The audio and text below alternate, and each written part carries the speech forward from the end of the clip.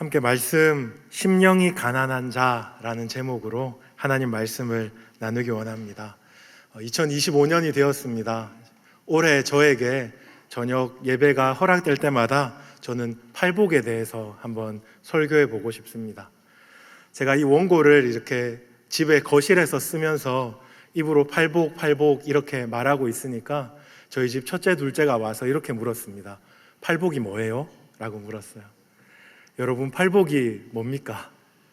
누군가 여러분들에게 와서 팔복이 뭐예요? 라고 물으면 여러분 어떻게 대답하시겠습니까?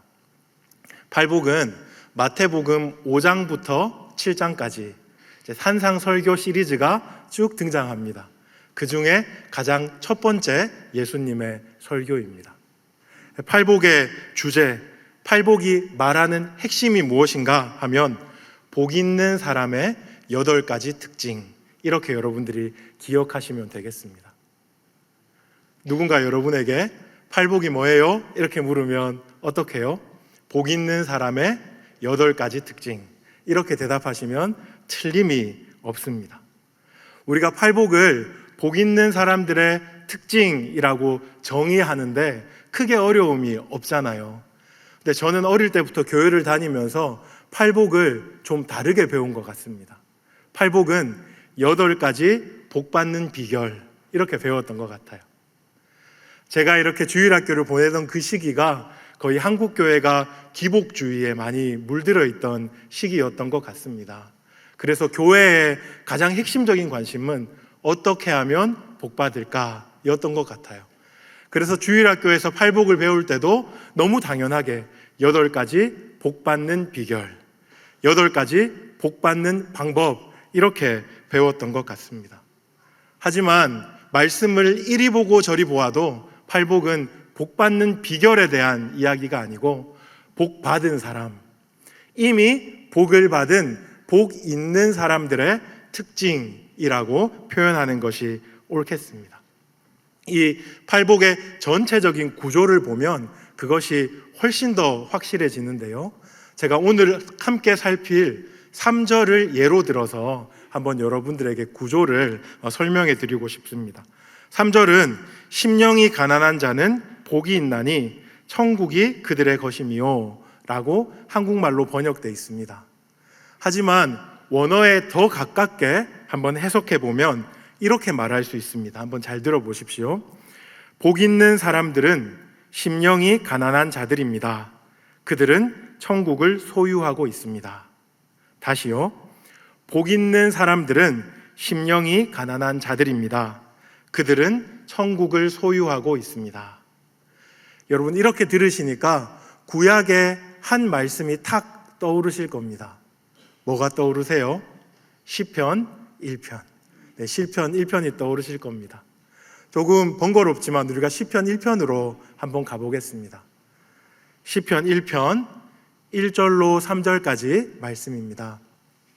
시편 1편 1절로 3절까지 말씀, 제가 한번 읽어드릴게요. 복 있는 사람은 악인들의 꾀를 따르지 아니하며 죄인들의 길에 서지 아니하며 오만한 자들의 자리에 앉지 아니하고 오직 여호와의 율법을 즐거워하여 그의 율법을 주야로 묵상하는도다. 그는 시냇가에 심은 나무가 철을 따라 열매를 맺으며 그 잎사귀가 마르지 아니함 같으니 그가 하는 모든 일이 다 형통하리로다. 제가 시편 1편을 읽었는데 사실 이 시편 1편의 구조와 오늘 우리가 팔복의 구조가 똑같습니다. 시편 1편에서 무엇을 말하냐면 복 있는 사람은 이러이러한 특징을 가지고 있습니다 하면서 1절과 2절을 말하고 있습니다. 그리고 그 특징을 가진 사람들은 마침내 어떤 것을 얻고 어떤 것을 누릴 것입니다, 그렇게 말하고 있어요. 복 있는 사람의 특징이 뭡니까? 악인들의 꾀를 따르지 않고 죄인들의 길에 서지 않고 오만한 자의 자리에 앉지 아니하고 율법을 즐거워하고 율법을 주야로 묵상하는 특징을 가지고 있습니다. 그들은 결국 형통할 것입니다, 형통합니다 하는 것이 지금 시편 1편의 구조입니다. 우리가 함께 읽었던 마태복음 5장의 팔복도 마찬가지입니다. 3절을 이렇게 제가 읽어드렸죠. 복 있는 사람은 심령이 가난한 자들입니다. 특징이 심령이 가난하다 하는 거죠. 그리고 그 특징을 가진 결과로 그들은 천국을 소유하고 있습니다. 이렇게 우리가 생각해 보면 팔복은 절대로 복받는 비결이 아니고 이미 복받은 사람의 특징과 그 삶의 최종적인 결과 혹은 그들이 얻고 누리고 있는 것, 그것을 우리에게 소개하고 있는 말씀이다. 이렇게 우리가 한번 정리해 볼 수 있겠습니다. 다시요, 팔복이 뭡니까? 이렇게 물으면 복 있는 사람들의 8가지 특징입니다. 이렇게 여러분이 꼭 기억하시고 앞으로 팔복 설교를 들을 때 여러분들이 이런 베이스에서 말씀을 이해하시면 좋겠습니다. 그렇다면 복 있는 사람은 누구입니까? 이미 복 받은 사람은 누구입니까? 이런 질문을 한번 던져볼 수 있습니다. 제가 시편 1편을 이야기했는데요, 구약적인 개념에서 복 있는 사람은 하나님의 백성이라고 정의할 수 있습니다. 하나님의 백성은 누구입니까? 마음을 다하고 뜻을 다하고 힘을 다하여 하나님을 사랑하고 그분을 기꺼이 순종하고 따르는 자, 그가 하나님의 백성입니다. 그 하나님의 백성을 복 있는 자라고 성경은 이야기하고 있습니다. 신약으로 넘어와서요, 하나님이 독생자 아들 예수 그리스도를 이 땅에 보내셨습니다. 그 예수님은 구약에 예언했던 메시아이고 하나님의 유일한 구원 방법입니다. 그 하나님의 유일한 구원 방법인 예수님을 받아들이는 자, 그들이 하나님의 백성이고 복 있는 자입니다. 다르게 말하면 그리스도의 제자, 이렇게 말할 수 있겠죠. 그러므로 복 있는 자, 그들은 하나님의 백성이요 그리스도의 제자요 그리고 우리들 성도들, 이렇게 우리가 한번 정의해 볼 수 있겠습니다.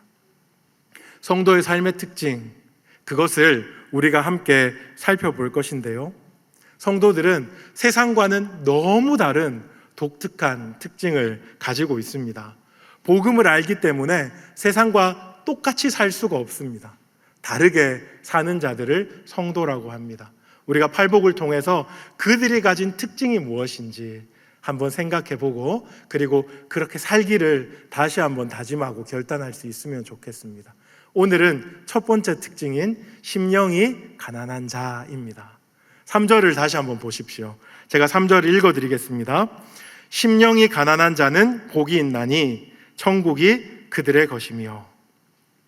여러분, 3절을 읽을 때 여러분 마음에 가장 탁 와닿는 단어가 뭡니까? 복, 천국, 혹은 가난. 어떤 단어가 여러분 마음에 탁 와닿을지 모르겠습니다. 저는 와닿는 단어가 많았는데요, 싫은 단어는 명확하게 하나가 있습니다. 뭐냐 하면 가난입니다. 가난. 가난은 그 단어만 보아도 꼴도 보기 싫습니다. 여러분이 가난을 아시죠? 그렇죠? 살면서 여러분이 많은 가난을 경험해 보셨을 텐데, 가난은 지긋지긋하고 너무 불편하고 힘이 듭니다. 그래서 가난이라는 단어가 성경에 나오면 저는 피하고 싶어요. 그리고 직면하고 싶지 않은 단어가 바로 가난입니다. 하지만 성도잖아요. 그리고 성경은 하나님이 우리에게 주신 너무나 복된 말씀이잖아요. 그렇기 때문에 이 가난이라는 것을 피하지 말고 다른 것으로 포장해서 그럴듯하게 해소하며 도망치지 말고, 정말로 하나님이 이 말씀을 통해서 우리에게 가난하다라고 말하는 것이 무슨 의미인가를 좀 직면해 볼 필요가 있겠습니다. 오늘 예수님이 말씀하시는 가난, 이것은 두 가지 측면으로 우리가 한번 생각해 볼 수 있겠습니다. 첫 번째 측면은 오늘 본문에 나오는 것처럼 심령이 가난한 것, 심령이 가난한 것입니다. 많은 성경학자들이 예수님이 이 산상수훈을 육성으로 말씀하셨을 때 그분은 심령이라는 표현을 쓰지 않았을 것이다 라고 말해요. 예수님은 누가복음에 기록된 것처럼 가난한 자는 복이 있나니 라고 말했는데, 마태가 그 앞에 심령이를 붙였을 것이다 라고 말해요.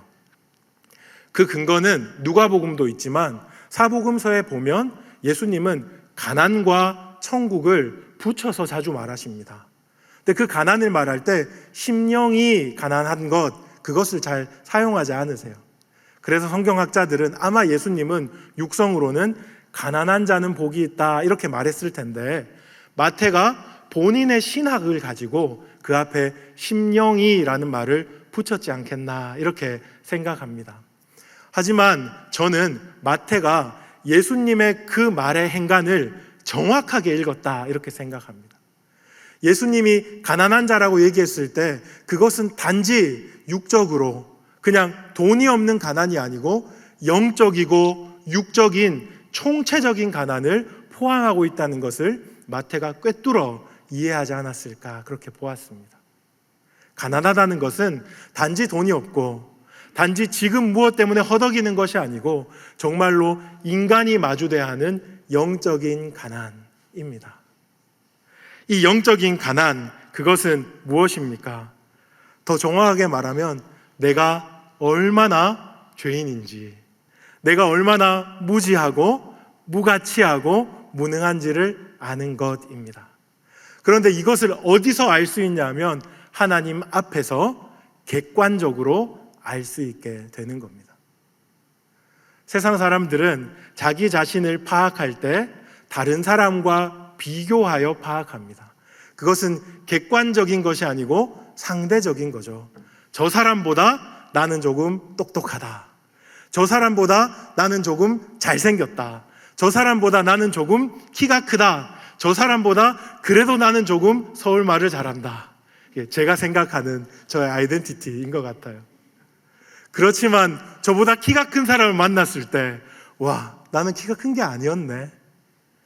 서울 목사님 같은 우리 잘생긴 목사님 만났을 때, 난 얼굴이 왜 이렇게 크지?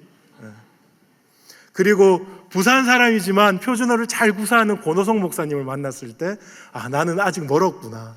이런 생각을 합니다. 사람들은요, 누구나 다른 사람과 비교하여 자신을 평가하게 됩니다. 그게 상대적인 평가입니다. 상대적인 평가로 나의 선함을 주장할 수 없습니다. 나보다 훨씬 선한 사람이 있기 때문에 그래요. 상대적인 평가로 나의 신앙적인 열심을 주장할 수 없습니다. 왜냐하면 나보다 훨씬 신앙적으로 열심히 있는 사람이 있기 때문에 그렇습니다. 반대로 나보다 못한 사람을 보면서 나는 그래도 괜찮아, 나는 그래도 나 할 수 없다는 것, 여러분 너무 잘 아는 현실입니다. 우리 자신이 어떤 자인지 알려면 하나님 앞에서 객관적으로 내가 누구인지 알아야 하는데, 그 객관적으로 내가 누구인지 안다는 것이 바로 영적인 가난입니다. 내가 얼마나 무지하고 무능하고 무가치한 자인지를 깨달아 아는 거죠. 내가 얼마나 죄인인지를 바로 아는 겁니다. 이런 얘기를 많이 하면 어떤 성도님들은 그렇게 반문합니다. 하나님이 사랑이신데, 하나님의 아버지신데 그분 앞에서 왜 자꾸 내가 죄인입니다, 내가 무가치합니다, 내가 무능합니다, 이런 부정적인 이야기만 하냐고 반문합니다. 그런데요, 하나님이 우리에게 너는 죄인이야, 넌 잘못했어 이렇게 꾸짖으시는 것도 아니고, 하나님이 엄한 얼굴로 잘하나 못하나 보자 우리를 감시하는 것도 아닌데, 그분 앞에 딱 서기만 하면 우리의 객관적인 실존이 바로 드러나게 됩니다. 왜냐하면 하나님은 영광이시고 아름다우신 분이기 때문에 그분 앞에 서는 인간 그 누구도 하나님 그래도 나는 그럴듯한 자입니다라고 말할 수 없습니다. 죄인이고 무능하고 무가치하고 정말 하나님 앞에 볼품없는 자임을 고백할 수밖에 없어요. 꾸짖기 때문이 아니고 엄하시기 때문이 아니고 그분과 우리 사이의 그 차이를 보며 하나님 앞에 내가 정말 티끌 같고 먼지 같은 자이라는 것을 깨닫는 것, 그것이 영적인 가난을 아는 겁니다. 여러분은 여러분의 영적인 가난을 알고 계십니까? 다르게 질문할게요. 여러분은 심령이 가난한 자입니까?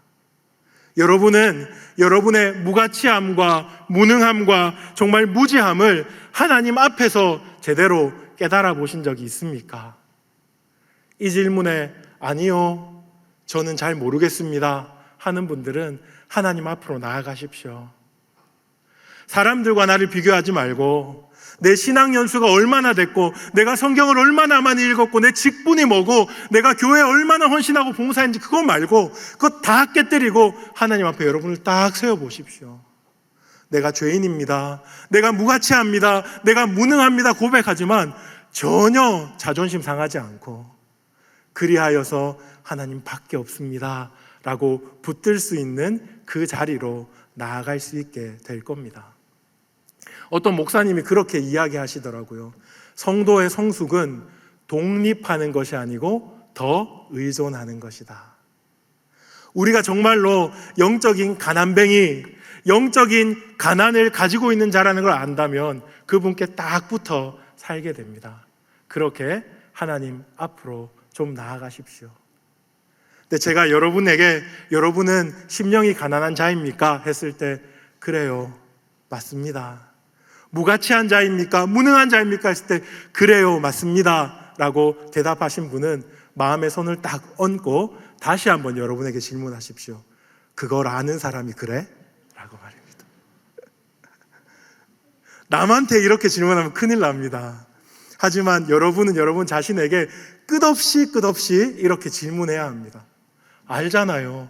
너무 잘 알잖아요. 우리가 하나님 앞에서 죄인일 뿐이라는 거 너무 잘 알잖아요. 그런데 그걸 모르는 사람처럼 살아가는 나 자신에게 그걸 아는 사람이 그렇게 살아? 하고 채근하십시오. 책망하십시오. 그리고 십자가 앞으로 다시 나와서 하나님 잘못했습니다, 제가 또 꼴값을 떨었습니다 하고 하나님 앞에 납작 엎드려야 우리가 정말 복 있는 사람은 심령이 가난한 자입니다, 그들은 천국을 누립니다 하는 그 말씀의 진짜 의미를 알고 살아가게 됩니다. 축복합니다. 사랑하는 여러분, 우리는 심령이 가난한 자들입니다. 심령이 가난한 자들답게 우리가 누구인지 알고 하나님 앞에서 정말 납작 엎드려서 하나님, 내가 독립하기를 원합니다, 내 뜻대로 살기를 원합니다가 아니고 의존하기를 원합니다. 세월 흘러갈수록 의지할 것뿐입니다. 주님밖에 없습니다. 주님만이 나의 소망입니다. 그렇게 고백하며 살 수 있기를 주님의 이름으로 축복합니다. 가난하다는 것의 두 번째 측면을 우리가 같이 한 번 더 생각해 보길 원하는데요, 그것은 심령이 가난한 것뿐만 아니라 현실적으로 진짜 가난한 겁니다. 현실적으로 진짜 가난하다고 해서 내가 가진 것 다 버리고 내가 가진 것 다 나눠주고 이제 정말 선택적인 가난으로 살겠다, 이런 말씀을 하고 싶은 것은 아닙니다. 현실적인 가난이라는 것은 이 현실이 얼마나 부족과 결핍이 많은지를 직시하자는 겁니다. 사람들 사는 모습을 보십시오. 많은 사람들이 자신이 조금만 애를 쓰면, 조금만 노력을 하면, 조금만 허리띠를 졸라매면, 조금만 힘을 쓰면 결핍과 부족을 충족시킬 수 있다고 생각하면서 삽니다. 내가 조금만 노력하면 이 결핍과 부족이 만족될 거야, 채워질 거야 하면서 깨몽, 꿈을 꾸면서 살아가게 되는 거죠. 하지만 그렇지 않다는 것은 우리 모두가 알고 있습니다. 내가 느끼는 결핍과 부족을 채운 그 자리에 가면 또 다른 결핍과 부족이 있어요. 그런데 그 결핍과 부족은 내가 지금까지 채워왔던 방식으로는 도무지 채울 수 없는 아주 큰 결핍과 부족을 또 만나게 되는 겁니다. 끝없이 파랑새를 쫓아서 사는데 만족과 행복은 없는 삶을 사람들이 살고 있습니다. 하지만 다른 방법과 다른 길을 모르기 때문에 인생은 이렇게 사는 거야, 끝없이 결핍과 부족을 채우며 내 노력으로, 내 힘으로, 내 능력으로 사는 거야 라고 생각하면서 사는 것이 세상 사람들의 삶의 모습입니다. 하지만 복 있는 사람, 하나님의 백성, 그리스도의 제자들은 이렇게 살지 않죠. 왜냐하면 세상을 꿰뚫어 보기 때문에 그렇습니다. 세상이 주는 이 결핍과 부족은 그 무엇으로도 채울 수 없다라는 결론에 이미 이르렀거든요. 세상을 꿰뚫어 보기 때문에 세상의 방식으로, 사람들이 주장하는 방식으로 내가 만족과 충만을 누릴 수 없다는 것을 너무 잘 알고 있는 것이 바로 복 있는 사람, 하나님의 사람들입니다.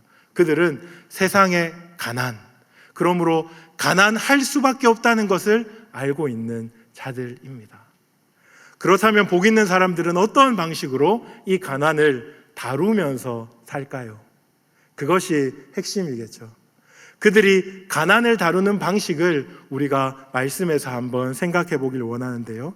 그들이 가난을 다루는 방식은 3절 하반절에 나옵니다.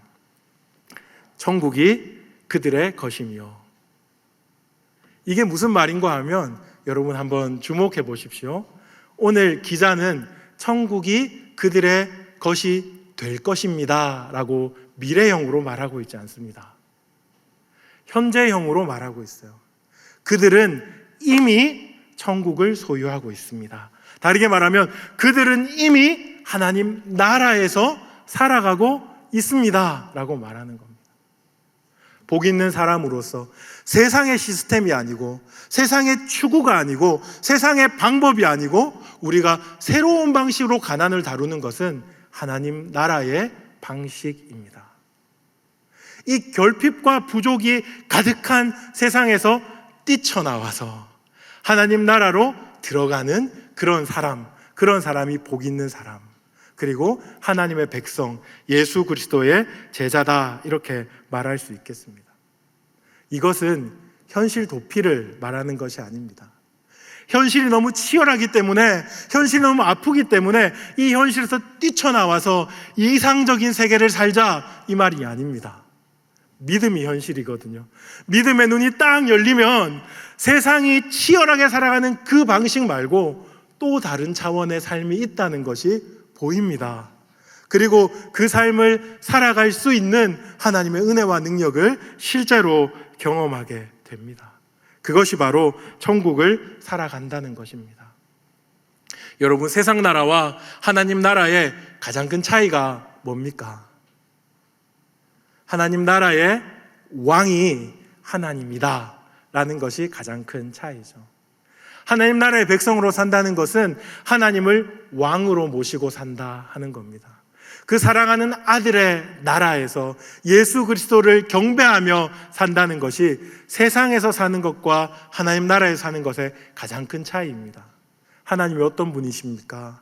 우리가 믿는 예수님이 어떤 분이십니까? 만물을 충만케 하시는 충만입니다.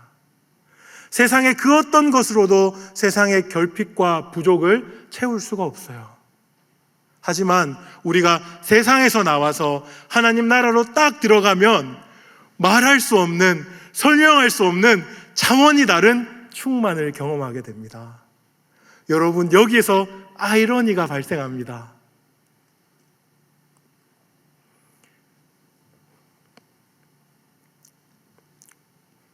분명히 부족과 결핍이 있어요. 분명히 부족과 결핍이 있어요. 사람들이 내 삶을 보면 혀를 차면서 너는 왜 이렇게 못 가졌니? 너는 왜 이렇게 부족하니라고 말할 수밖에 없는 상황에 놓여 있어요. 그런데 결핍하지가 않아요. 부족하지가 않은 하나님 나라의 충만을 경험하는 아이러니가 있습니다. 내 능력으로 할 수 없는 일들이 눈에 뻔하게 보이고요. 사람들이 나를 탓하고 뭐라 해도 변명할 여지가 없는 실수투성이의 삶을 살아가고 있습니다.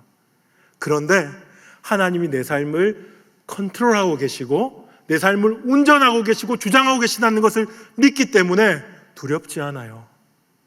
결핍과 부족이 있는 사람들이 왜 그렇게 두려워합니까?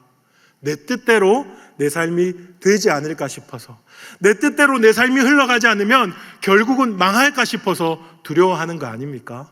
그런데 하나님 나라에 들어가면 내 뜻대로 내 삶이 흘러가지 않아도 내가 요긴한 것을 가지고 있건 가지고 있지 않건 그것이 중요한 것이 아니고 하나님이 내 삶의 왕이고 주인이고 내 삶을 이끌어 가시는 분이기 때문에 그 안에 만족이 있다는 겁니다. 여러분, 그런 삶을 알고 계십니까? 여러분, 그런 삶을 한번 살아보셨습니까? 계산기를 두드려서 계산이 나오지 않으면 한 발짝도 앞으로 가지 못하는 그런 삶을 살면서 성도라고, 하나님 왜 나를 이렇게 안 도와주시냐고 언제까지 그렇게 탓하면서 사시겠습니까? 한 발짝을 나아가 봐야 해요. 진짜 새로운 세계가 있다, 하나님 나라가 있다 하는 것을 알고 살아가야 정말 복 있는 사람은 심령이 가난한 사람입니다. 그들은 이미 천국을 누리고 있습니다 라는 것을 알게 될 것입니다. 주 안에서 사랑하는 여러분, 여러분의 신앙적인 추억들을 다 꺼내 놓으십시오. 그리고 하나님 앞에서 정말로 내 삶을 초계와 같이 드리고, 정말 하나님 계산이 되어서 걸어가는 것이 아니고, 가능성이 있어서 가는 것이 아니고, 하나님이 내 주인이시기 때문에 내가 걸어가겠습니다. 심령이 가난한 자로 세상의 결핍과 부족의 시스템이 아니고 하나님 나라의 충만과 충족의 시스템을 바라보며 살아가겠습니다. 그렇게 살아가는 여러분 되기를 주님의 이름으로 축복합니다. 말씀을 마무리하겠습니다. 여러분은 복 있는 사람입니까? 여러분 개인에게 계속해서 이 질문을 하십시오. 오늘 말씀 앞에서 또 이 성찬상 앞에서 말입니다. 그리고 여러분이 이렇게 고백하고 결단했으면 좋겠습니다. 하나님, 가난하게 살겠습니다. 하나님 앞에서 내가 어떤 자인지 바로 알고 하나님 밖에 나의 소망이 없다고 고백하고 하나님께만 의존하겠습니다. 결핍과 부족을 두려워하여 피하지 않고 그것을 직면하고 하나님께 맡기며 하나님께서 나의 생각하는 것보다 더욱 이루시는 분임을 제대로 알겠습니다. 이것이 저만의 고백이 아니라 우리 사랑하는 모든 성도의 고백인 줄로 믿습니다. 이렇게 고백할 때 여러분, 잔과 피가 완전히 달라지는 거예요. 떡과 살이 완전히 달라지는 거예요. 여러분이 그분의 고난에 참여하며 정말로 그분이 주시는 복을 누리며 이 성찬식을 대하게 될 겁니다. 여러분, 한 걸음 한 걸음이 완전히 달라지는 거예요. 내가 사는 것이 아니고 그분이 내 안에 사는 것이고요. 내 힘으로 가는 것이 아니고 내 주인의 잔치에 참여하는 인생 살게 될 줄로 믿습니다.